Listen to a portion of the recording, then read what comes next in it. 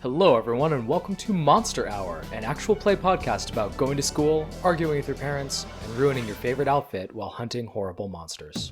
Narrative driven and crisply edited with painfully relatable characters. Monster Hour follows unlikely heroes JR, super suspicious, that's sort of my deal. Constance, I may be a bit of a know-it-all, but I might actually know it all. and Alvin, I'm monstrous. as they unravel the sinister mysteries of a strange Colorado town.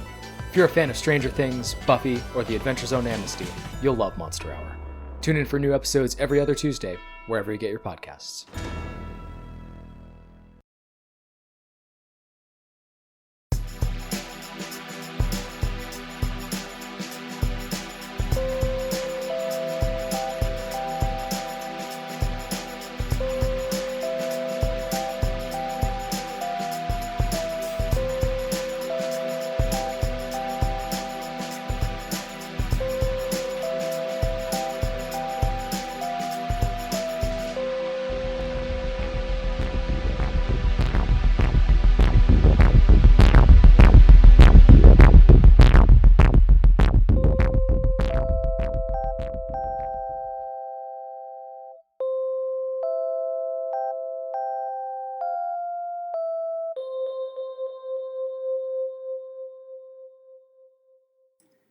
Life's a game, the world's a stage, and we are merely role-players, where theatrical people play role-playing games. I'm Matt, your compere for this backstage episode from our main house production, Vigil, and I am joined by the players in this production. Welcome, Nat. Hello. Welcome, Chris Starkey. Hey. Welcome, Strat. Hello. And welcome, Josh. Hello. How are we all feeling? This is the first thing we're recording for this production. Are we all excited? Yeah. Oh, yeah. It's been so long since we've all recorded together. It's going to be so much fun. You say that. It's so long, but this is like same group again. Mm-hmm. Yeah, this is the island reunion. They couldn't get enough of watching us be stung by bees and fall off cliffs and make boats disintegrate. Back for round two. Mm-hmm. Absolutely. Yes, if you are unaware what we're referencing here, go back through our archive and listen to Prospero and Viola, which is season 9 in the Blackshore saga. Today, though, the Prospero team are back together, but not playing themselves.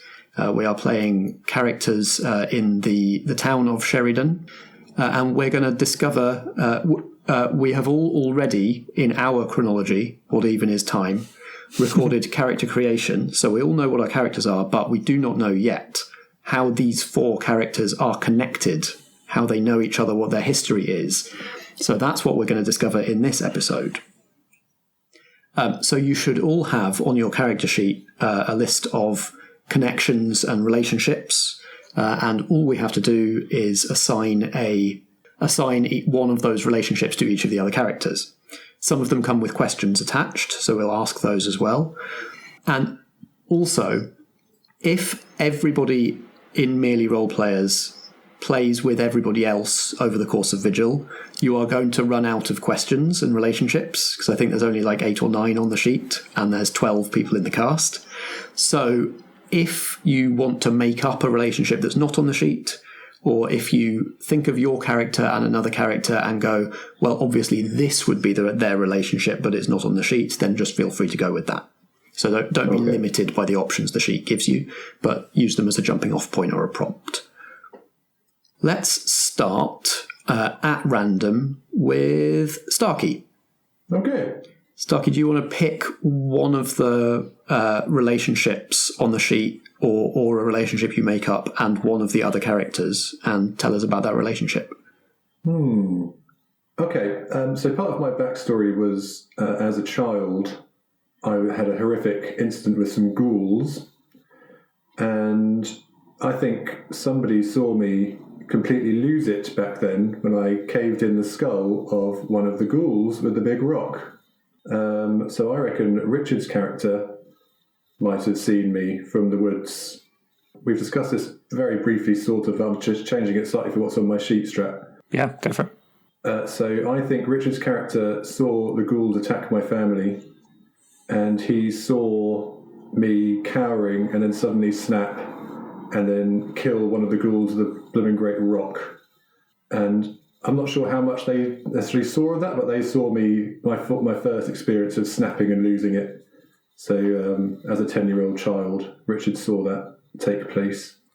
So this might have been slightly at a remove, because if I remember correctly, we decided that this incident happened sort of in the countryside surrounding town rather than in like the town limits itself. So in my mind, it didn't happen necessarily in the Rosebrier forest, which is Strat's character Brier's domain. I thought you'd imagined it was on the outskirts of the forest, between the forest and the town. That's what I was going to ask. It was kind of, is that how you saw it as well? Yeah. So if you think it's on the outskirts of the Rosebrier forest, then that's great. Yeah, and I think I'm not sure how much Strat saw, but he was the first person to witness the snapping of Cameron and him dispatching his first monster as a 10-year-old child. Oof. And then I asked them how much damage they saw me cause, whether they saw me actually do it or just the result of it. So I think Brier would have heard the happening of it and got there like just in time to see like the final blow, like the killing blow. So it's probably quite a shock to find the cause of like this kind of whatever the sound of this was, which I'm guessing is, I imagine there was yelling and a lot of sound. So yeah, to turn up and find this little boy having brained a ghoul with a rock would have been a bit of a shock. Which is interesting because Brier is very old and has seen a lot, presumably. Mm-hmm. So it's interesting that had an impact. Yeah, that's a new one for a tiny human to do that. Actually, yeah, you two have at least some form of relationship for quite a long time, because Cam has then, Starkey's character Cameron, since that incident has been away from Sherrydown for a long time and has then returned. Mm-hmm. Absolutely. I don't know that I know that Brier saw me do this as well. Yeah, and if he went away, there'd be a question of whether Brier would know that Cam is the same person as that little boy with the rock. Unless it's come up.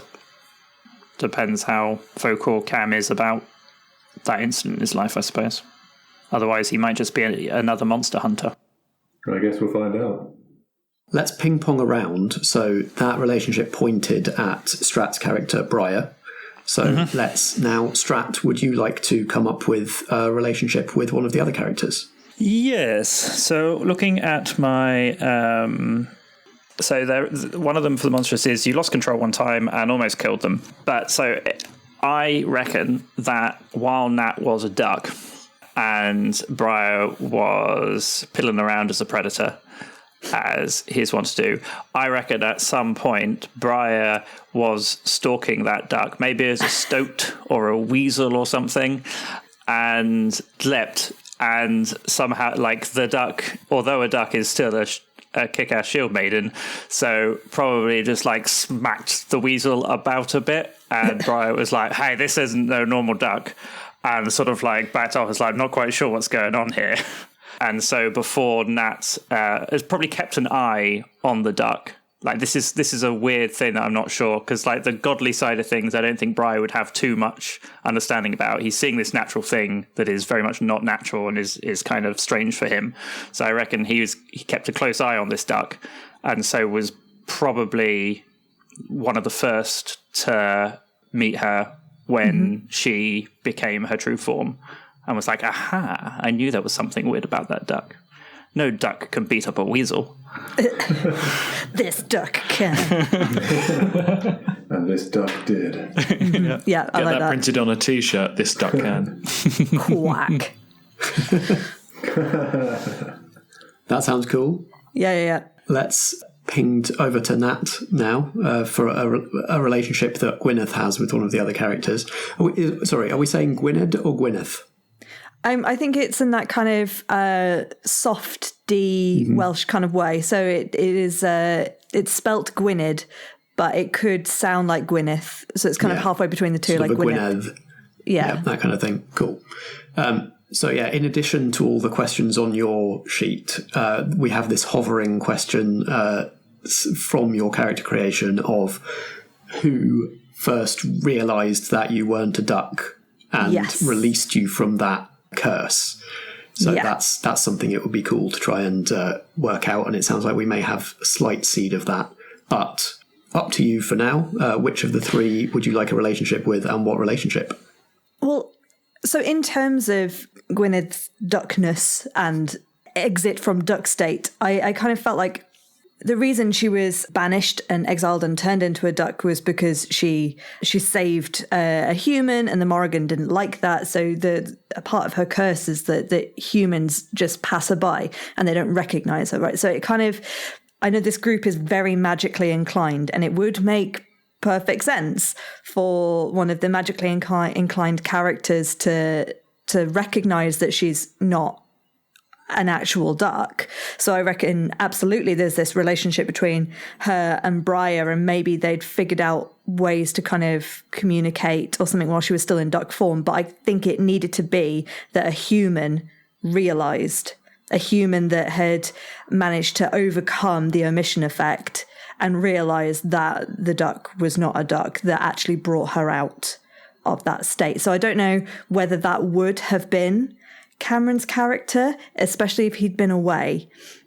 So yeah, I didn't want to kind of pin it on Cameron and say that is what happened, especially as we have met all of the other characters. So it could have been something along the lines of if Brier knew, and maybe Jinny would have been able to tell and help as well, but it had to have been one of the mortal humans recognizing her to fully bring her into herself. So it could be that a lot of people had a part in that. I'm open to other people throwing ideas and suggestions out there as well. I like the idea of having to be like an actual mortal, normal person who... Is it going to be Dave? Is Dave going to be feeding you bread? The most mundane. Maybe. I mean, I don't want to speak for him, but maybe it was like once he'd had his experience waking up. What was it? He woke up surrounded by runes or something, was it? He crashed the van. Yeah. Yeah, in the middle of the roundabout, upside down. Maybe there was one of those moments where he kind of he'd always fed the ducks with his niece, and then after that he was like, hang on. It would make equal amounts of sense if it's Renko, Vicky's character, as well, because I'm sure she could draw the connections between, wait, there's a pub called the Duck and Parsnip, and there's a duck on the sign on the town coat of arms, and there's this duck in the duck pond that never seems to die. Yeah, Cameron would not have noticed these things. Something's got to be going on.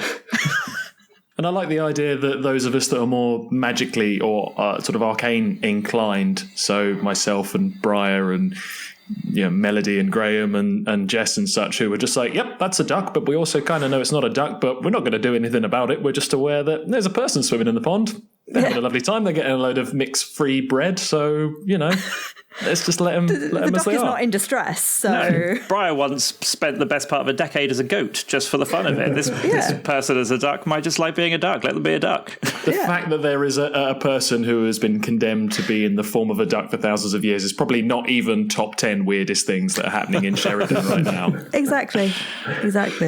Okay. So I quite like that. Cool. So let's not pin the who broke you out of the curse relationship on a particular one of these three, which leaves us open to what relationships would you like with one of these three?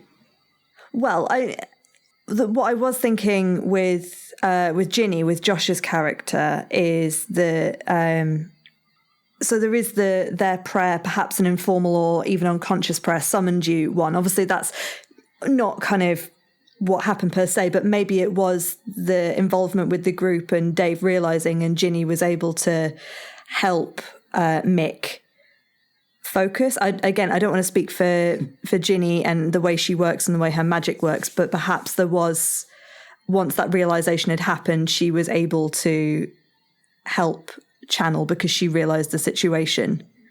That makes perfect sense.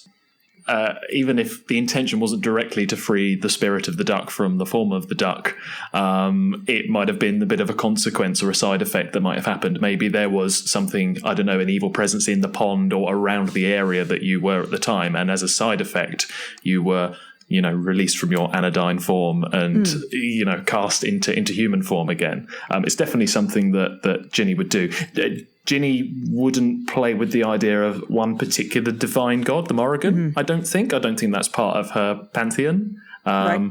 As discussed before, she deals more with like the old gods and the gods of the forest and the elder ones and, the spirits of Sherrydown. But there could have been like an arcane spark, just a moment of real concentrated arcane energy that fired up the magic and brought Gwynned out. Perhaps unintentionally, perhaps there was some sort of magic ritual that was going on around the pond and in the general area, and as a side effect, perhaps the duck was caught up in sort of like a highly concentrated burst of arcane energies. What if you were trying to like conjure a guardian for that area of the forest, and sort of the effect of the magic was like, oh well, there's this guardian who's here already. We'll just make her into more of a guardian-y form. Yeah. Like that. Rather than bother conjuring a new one. Yeah, I like it. I think that's a good idea, because I don't know whether or not the elder magics and the druidic magics would be enough to overcome the divine spell that had been put upon Gwynned, I think, if that's what you were thinking. I think it's got to be the combination, right? It's got to be the combination of the mundane and the mortals recognising and realising that ain't a duck, and you also doing that magic. So perhaps there was another monster that group had been collectively dealing with, something that was maybe a bit more minor, but they had tried to desecrate or curse the pond in some way. Maybe it was some kind of pond monster that had just left Gwynned alone because it was like, I am not messing with that. Yeah, so as a result of you trying to counter curse and banish and bless that area. Yeah, that makes sense, because Jinny's got a bit of a long and complicated relationship with ponds. It's one of the reasons why she was chased from her village and branded a witch. I love the idea that some sort of spell or big magic ritual was undertaken in the dead of night around the pond, and there's just this huge explosion from the pond, and all this water gets thrown up in the air, and as it settles, where once was a duck floating on the surface now stands a holy this mess shield of black maiden, curls and Professor linen. Trelawney, sodden and shivering, but wholly definitely glorious. Feels like the end of season 1 if this was a TV show, where all of the regulars have finally defeated the pond monster, and some divine being is ready there for season 2, and as viewers, is she good, is she bad? Well, it would be that kind of mysterious, and there's a bit of a glow, and the wind, and everything's a bit epic, and then she kind of just looks up and goes, oh, hello. Just says quack. Quack. Now, where's that damn weasel that tried to eat me just a few months ago? Can I wanted to just pop back and just do a little word on, because I know obviously you were saying that Jinny doesn't worship or support any particular god or anything. It's more of a pantheon and the old gods. The interpretation that I'm taking from the Celtic myth is that Morrigan is part of this pantheon of old gods. There's like, I mean, I'm kind of paraphrasing and hacking my own, because there's so many different disparate stories that tell different versions of who these gods are to each other. But the general feel that I got was there's Anu, sometimes called Anand or Danu or Danan. All these different names, who is Danny kind boy. of a bit more mother of everything, Mother Earth, connected to old gods and other pantheons as well. And the Fae folk used to be referred to as Tuatha Dea Danann, or the children of Danann. And the point is that all her children eventually were, they are the Fae folk that were forgotten, and that's how they lost their power and became mystical rather than real. That's the kind of mythology that I'd assumed from. So I don't know if that changes anything as to whether Jinny acknowledges Morrigan's existence or not. I think the thing with a fantasy setting such as this, although grounded in, the mundanities of Middle England, is that, the gods are proven to exist, right, in this realm, because people literally carry their powers in holy swords and holy symbols. Those of us who know about them know they're all there, and there's no like, oh, I don't believe in Morrigan because, oh, look, here comes Gwyn with a holy bow staff and, glowing magic powers. It's more of like an acceptance of who you follow. It's more of like a tribal thing. It's more of like a political allegiance or like a sport supporting allegiance. Be like, I know about Morrigan, but I don't know. I always grew up as an elder gods guy. I grew up in an elder gods household, so I've always supported them. So sure, I'm with you. Love it. Josh, your turn. Would you like to pick a character and tell us what your relationship with them is? Yes, I'm going to bring this delightfully full circle, and I'm going to pick Cameron. I'm going to interpret what's written down here slightly differently. So let me read what it says. So it says, they act as your conscience when the power goes to your head. Ask them about the last time this happened.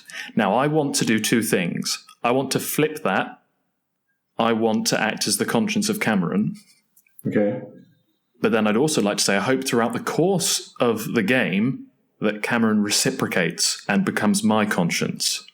Because I think just with the sort of the power dynamics and the levels from what I'm reading of these characters, it'd be nice if there was like a sort of grandmotherly approach from Jinny to Cameron to sort of help look after him a little bit, and maybe Cameron pops round to the Oddities Grove, to Jinny's cottage, and pops in for a cup of tea or whatever, and they have a chat.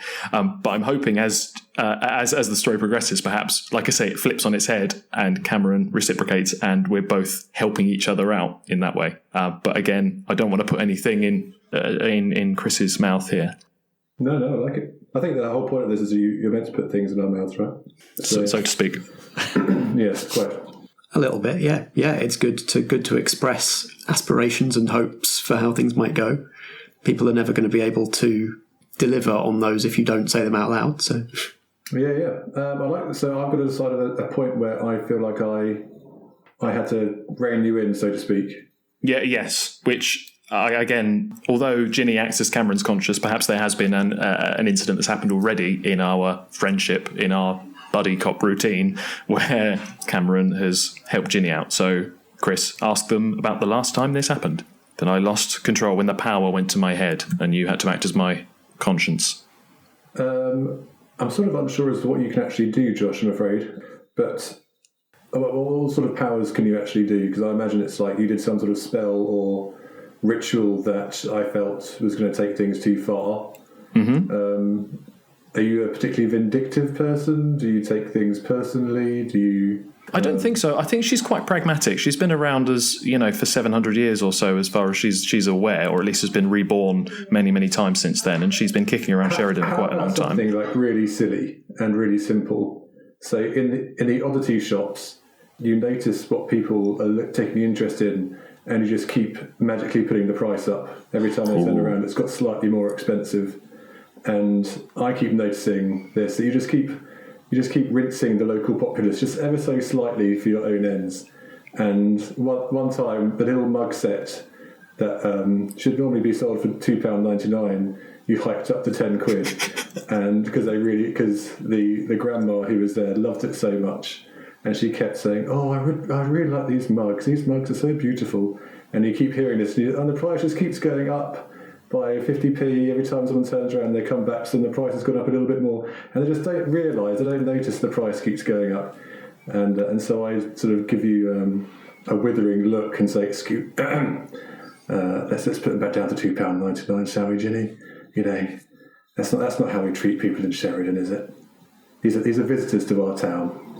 Let's be nice, eh?" So really, you're less of like a conscience and more of like a financial regulation authority in Sheridan. Hey, I'm keeping tabs on all these weirdos.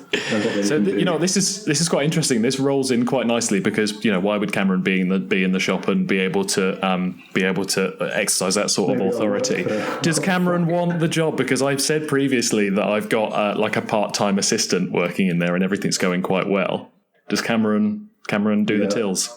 I literally have no income, so I work in the Oddities shop, and I mostly do it to keep an eye on you. Because I don't trust you as far as I can throw you.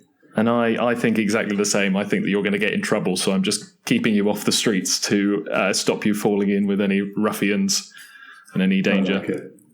I like it a lot. Cameron is my assistant. That's it. We've got like a buddy cop thing going on. We've got like Granny and the Psycho going on right now. I can imagine you on the back of the Harley. Amazing. So that's the power that's the sort of power that I care about. I don't care if you're going to blow up half the countryside with your magic, as long as it kills the monsters. But when you start fleecing normal people, I can't take that, I'm afraid, Jinny. That's brilliant. That's a lovely little window into Cameron's mindset. I've actually got one for Jinny, if possible. Yeah, go for it. I like the idea. One of the things is that you saved their life back when they were a pathetic newbie hunter. Now, and obviously, she was never a pathetic newbie hunter, but I like the idea that Cameron thinks she is. He was one of his first few forays out monster hunting in Sherrydown. When he comes back to town, he sees some sort of feral beast that Jinny is quite easily capable of dealing with, but all Cameron sees is an old woman being cornered in an alley with some sort of, I don't know, direwolf or something, creeping up on her. And just as Jinny's about to cast some spell to deal with it, an axe just takes the head off, like, quite cleanly, and says, you hear a voice saying, you should probably go home, it's going to be okay. And as I turn around with the axe over my shoulder, walking back towards me, Harley, Jinny will probably be like, I had that, thank you very much. Yeah, Jinny was like, that was my husband. No, I like that. Almost as if she's set up this situation where she's pretending to be a vulnerable woman to draw out the direwolf or the lycanthrope or whatever it is to eat her, and she's like, I've got this, it's all under control. And then some little thug, some little ruffian comes in, is the kill-stealing type. Yeah, and she thinks, I like the cut of that lad's jib. He should come and work in my shop. Or at least, who the hell was that? He better come and work in my shop because he recognised this thing. I love it. I'm happy. I'm down for that. All right. Nice. Josh, we're back with you. Who don't you have a relationship with yet? I'm going to pick Brier. And the relationship is a comrade in arms. You've faced the biggest threats together. And so the way I picture it is throughout the centuries in the past, Jinny and Brier, along with all the forest folk and the fae types, have fought against all sorts of nasties and monstrosities together, and as like a large woodland alliance. And so we've known each other for quite a long time, and I've just got this image of Jinny riding on the back of Brier in horse form. Into battle against some corrupted treants or against some, blight-carrying monstrosities. And it's us and all the strange fae folk, all the satyrs and the bog hags and the gnomes and everything else that comes out in like a peasants revolting type way. They all come out with their sticks and their pitchforks, and we lead them into battle together. I like the idea that the countryside around Sherrydown is the location of this huge historical magical battle that we led the charge against something, and now you're sat there in your little oddity shop. I thought it's a total fall from grace, and I'm being told off by a shotgun wielding ruffian lunatic. This has lovely flashback montage potential as well, because in every throughout the years and the centuries and the decades, throughout every time the two of you fight side by side, you're both in different forms, probably. Yeah. Because Brian can shapeshift anyway, and Jinny, I think you said, has been various animals, has been a breeze at one point. That's it. Reborn all sorts of different things. I wasn't particularly effective in the battle when I was a mere breeze, but there we go. I like the idea, because we had discussed in my character creation that there had at one point been this big sort of outside threat against forest and stuff, which is part of what the Guardian was, and that has kind of not there anymore for whatever reason. So it'd be quite nice if the reason it's not there is because Jinny and Brier defeated it, or at least pushed whatever this threat was back in this big epic fairy monster battle. So we're we've dealt with that, and like the centuries since has been dealing with other smaller, serious but smaller threats as well. And we've but whatever that thing is, and I think no need to define it, but that was the moment where we kind of turned the tide against this force, whatever it was. And the added bonus of all this is that we can totally do the Vietnam War vet thing, just smoking cigarettes with a far away look in our eye, like, you weren't there, man, you weren't there. I also quite like that it was maybe the tipping point was the alliance between all the Fae folk in the forest and Jinny and whatever human force that she was able to muster as well. And there's this kind of that's the point in history where Brier was like, actually, these humans are all right. Like, maybe if we work together, my forest can be stronger. But they're still fun to ride around on my back as a horse. And then you set up the Woodland Trust. Yeah, well, I like the idea that perhaps it brought together the warring tribes of the woods, against the common foe. And since then, there's been an alliance amongst all the fairy and the fae folk in the woods, led by Brier. Lovely. We're back with Strat. Sure. So I guess I will bounce back to Josh. Okay, I think I saved Jinny from another hunter who was prepared to kill her. So, Jinny, what happened?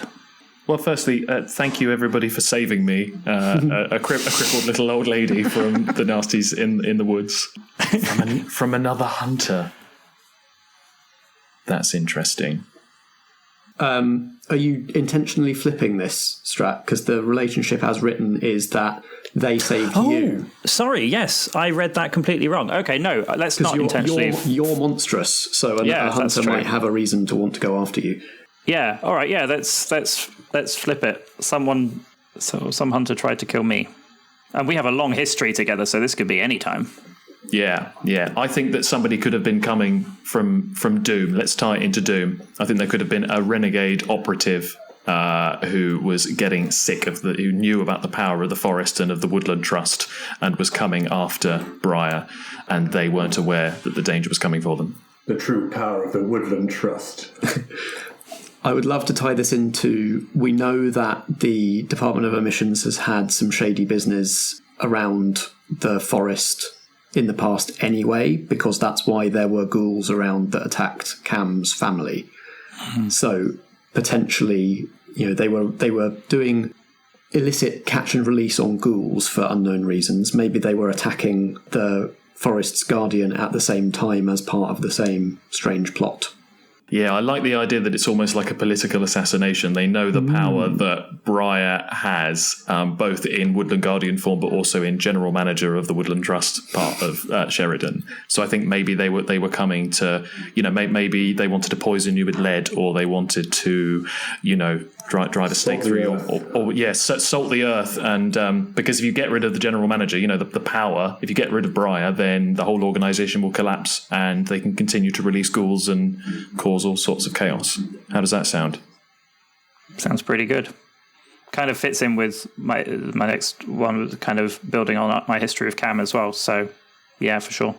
Cool. So Jinny saved Brier from that attempt.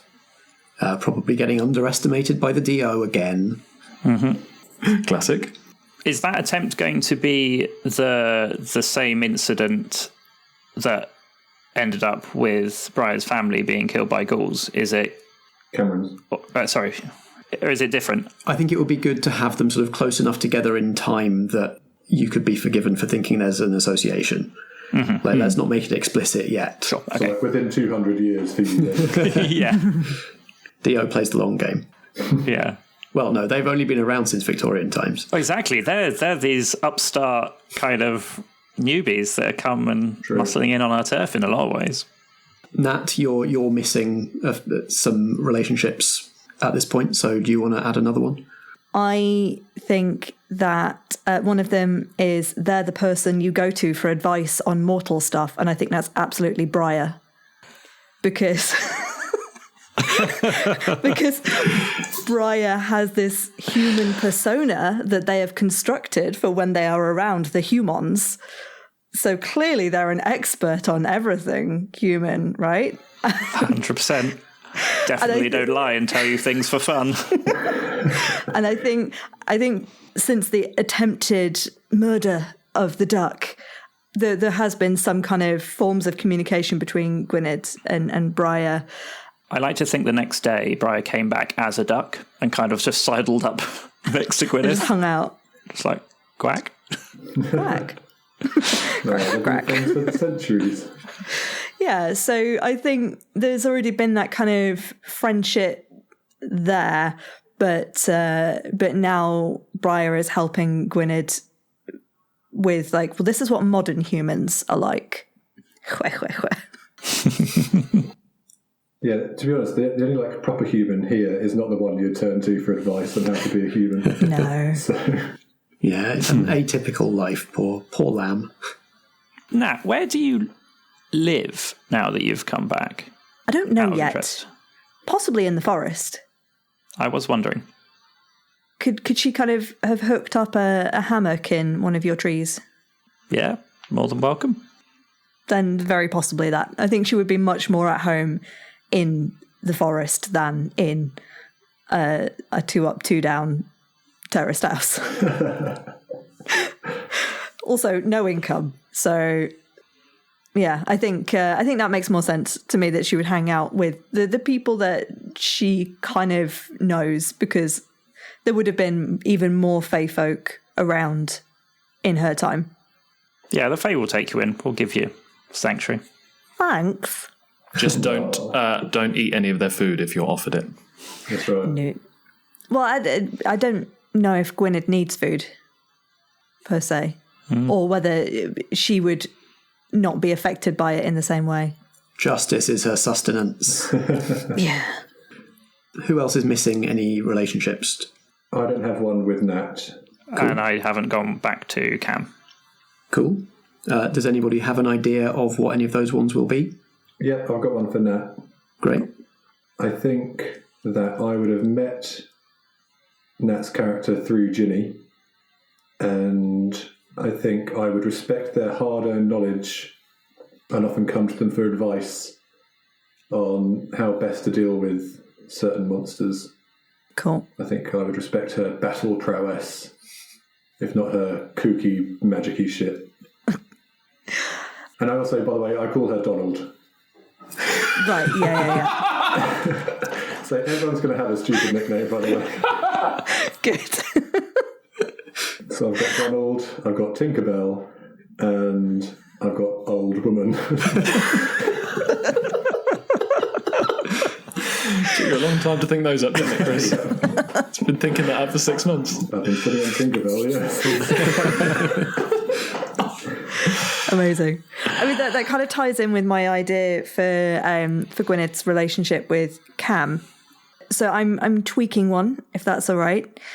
So there's one here that I don't think that Gwynned would feel this way about anyone in this extreme. The one is they fill you with feelings of sexual infatuation. You're confused by the associated mortal emotions. Now, I don't think it's that per se, but I think going back to Gwyned's history, the man that she saved, the human man that she saved from the Morrigan, that caused her to be exiled, I think she did have a bit of a kind of romantic interest in him, but nothing ever happened. But I think Cam looks exactly like him. And I think, so she is like, well, hang on. Is the Morrigan going to come back for this one? Ooh, okay. I like Nice. Great. That's amazing. That's so good. Awesome. Damn sexy Cam. Mm-hmm. Why do you think the shop's so full of old women? I think that's the thing. I think she knows that Cam is different, and she doesn't necessarily have romantic or sexual feelings for Cam, but there is that weirdness. Well, he looks exactly like that guy that I did think was pretty hot, that I saved and was exiled for. So Sure. Yeah. Awesome. Complicated feelings of, last time I acted on this sort of emotion, it got me turned into a duck for thousands of years. Cool. Is it just Strat? Are you the last one with a relationship that's not assigned? Yep. It's back on cam. So what I'm going to say is I've got one here where you saved them from another of your kind and prevented reprisals against that individual creature. So I reckon when Cameron came back, he was very kind of like gung-ho, obviously, just like anything supernatural, anything weird, must be bad, gonna kill it. And I think, obviously, like the surrounding area in the forest was probably very much like a focus of this thing. So I reckon maybe on like the first night or very soon after he came back, he decided he was going to go hunting weirdness in the forest, obviously not knowing that there's just this happy community of fae living in there. And he is going to be like hunting down one of them and trying to sort of like slay this beast.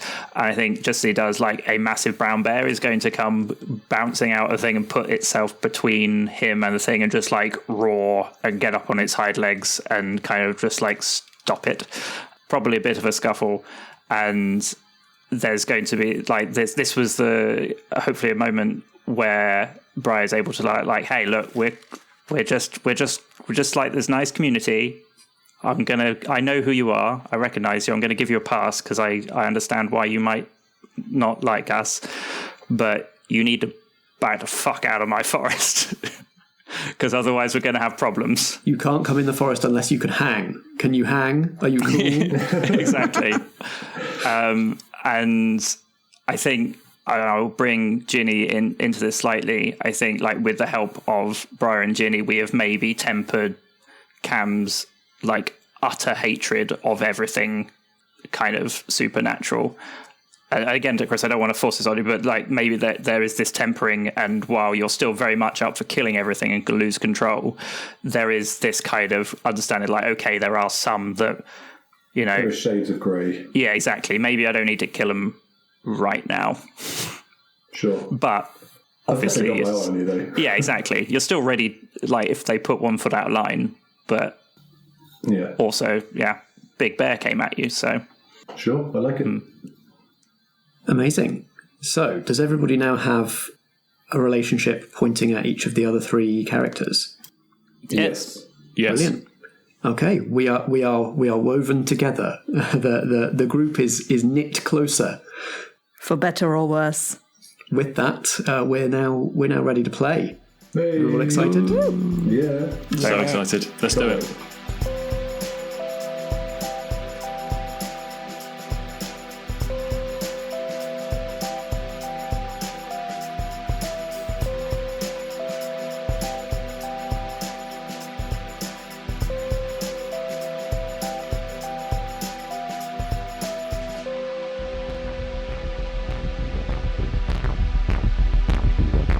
This has been Vigil, a main house production from Merely Roleplayers.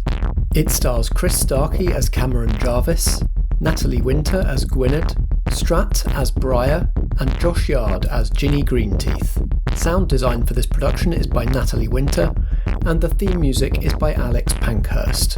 I'm Matt Boothman, and I play the supporting cast, as well as editing and producing this episode. We were playing Monster of the Week, a role-playing game by Michael Sands, published by Evil Hat Productions. You can find Monster of the Week at genericgames.co.nz. Merely Roleplayers is a Foggy Outline production in association with Blackshaw Theatre Company. Until next time, if drama be the food of life, play on.